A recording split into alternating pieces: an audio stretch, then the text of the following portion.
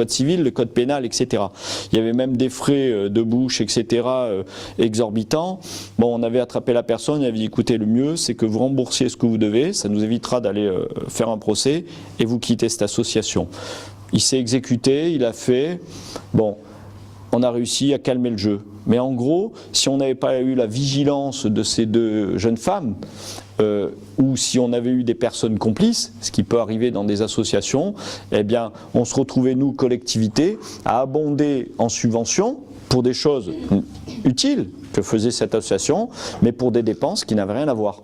Et qu'on prenne de l'impôt pour aller donner dans ce genre de dépenses pour des personnes privées qui utilisent l'outil, moi, c'est pas ma politique. Pas plus que c'est ma politique au niveau des élus ou des fonctionnaires qui vont tirer un profit personnel de certaines de leurs fonctions. Hein, je l'avais dit quand j'étais DIRCAB, j'avais retiré une carte d'essence qu'avait un élu, il l'avait depuis longtemps, sans qu'on m'ait jamais expliqué pourquoi. Quand je lui ai demandé de la reprendre, il n'a pas voulu me la donner, j'étais obligé de le déclarer volé. Je veux dire, ça fait partie des choses, je ne peux pas accepter. Je peux pas accepter. Dans les associations, ça arrive aussi. On a, d'ailleurs, je crois avoir vu apparaître son nom chez nos opposants, mais je me rappelle d'une association sur laquelle le Conseil général m'avait demandé de venir au moment où la Chambre régionale des comptes était sur le dos du Conseil général, parce que nous demandions au Conseil général de subventionner son association, mais au Conseil général, nous pensions que c'était le Conseil général qui voulait cette association.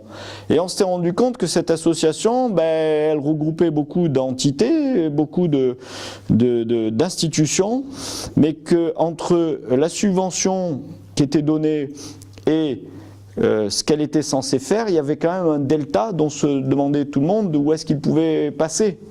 Et comme toujours, quand on donne des subventions et qu'on ne regarde pas, parce qu'on veut faire du clientélisme, de l'électoralisme, eh ben on arrive à des dérives. Et aujourd'hui, on se retrouve à 400 000 d'entre nous à demander aux impôts des reports parce qu'on ne peut pas payer nos taxes.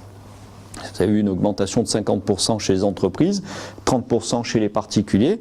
Ben, il faut se dire que chaque fois que quelqu'un peut vivre ou grenouiller un petit peu sur le dos d'une association subventionnée par la collectivité, eh ben, qu'il se paye ou qu'il tire profit de la situation, c'est notre poche qui a donné à ça.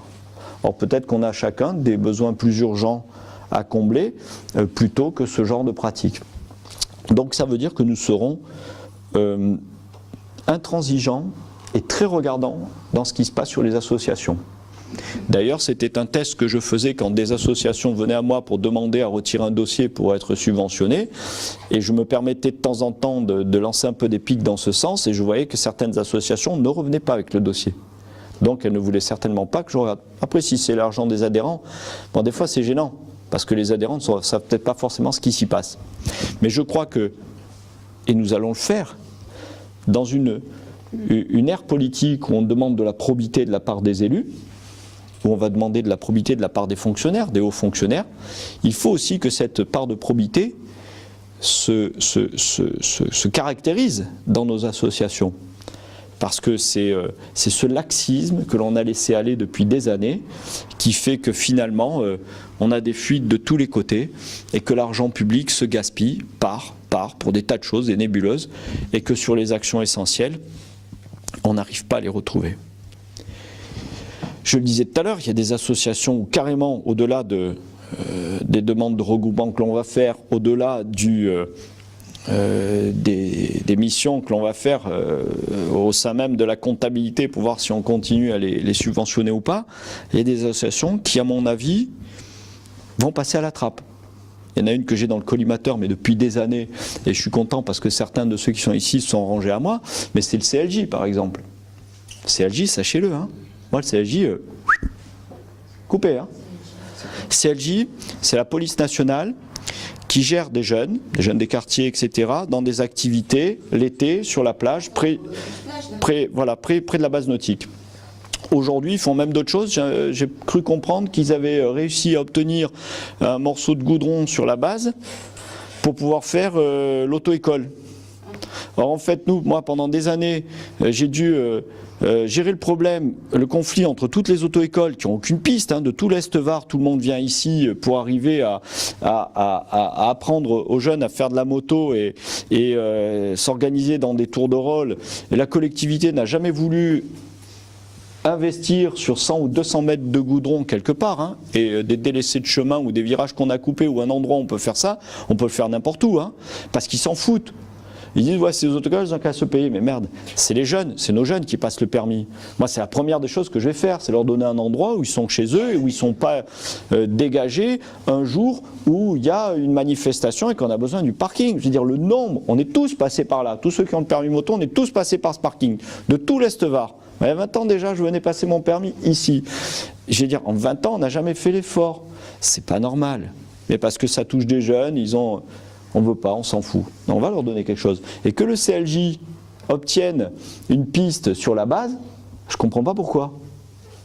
Et là, quand on commence à regarder, qu'on voit que c'est des ordres d'association, on met des gars à la retraite qu'on connaissait bien, et ils ont une bonne planque, et oui, mais ça occupe des minots. Non.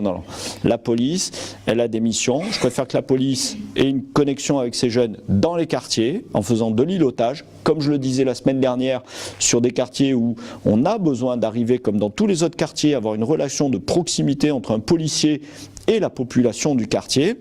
Et ces jeunes qui allaient au CLJ, on a largement les moyens de les récupérer dans toutes les autres associations sportives.